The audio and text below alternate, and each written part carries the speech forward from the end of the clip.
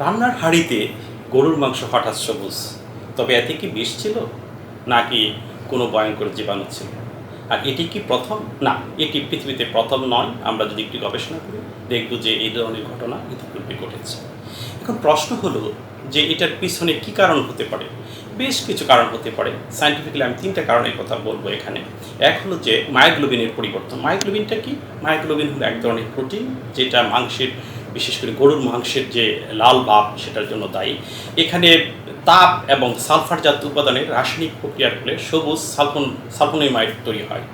আর দ্বিতীয়টা হলো যে জীবাণুর জন্য হতে পারে। জীবাণুর মধ্যে হচ্ছে যে আমরা জানি সিউডোমোনাস গ্রুপের ব্যাকটেরিয়াগুলি বিভিন্ন ধরনের কালারেশনের দায়ী। সেই জন্য বিশেষ করে সিউডোমোনাস অরিসেন্স গ্রুপ এবং সালফাইড উৎপাদনকারী যে সমস্ত জীবাণু আছে সেটার কারণেও এটা হতে পারে।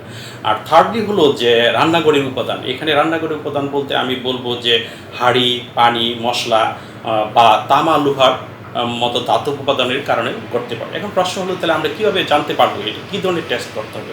এক নম্বর হলো যে মাইক্রোবায়োলজিক্যাল টেস্ট করতে হবে, যেটা আমি বলেছিলাম ইতিপূর্বে যে সিউডোমোনাস বা সালফাইড উৎপাদন করে জীবাণু পরীক্ষা করতে হবে। আর দ্বিতীয় হলো যে রাসায়নিক পরীক্ষা করতে হবে। এখানের মধ্যে যে সালফোমায়োগ্লোবিন দেখতে হবে, তার কৃত্রিম রং দেওয়া হয়েছে কিনা সেটা দেখতে হবে। আর একটা হলো যে বিশেষ করে ক্ষতিকর কোনো কেমিক্যালস আছে কিনা সেটা দেখতে হবে। ফাইনালি আরেকটা জিনিস দেখা উচিত আমার মনে হয়, সেটা হলো যে তামা, লোহা বা কেডমিয়াম সহ অন্যান্য ধাতব উপাদান পরীক্ষা করতে হবে।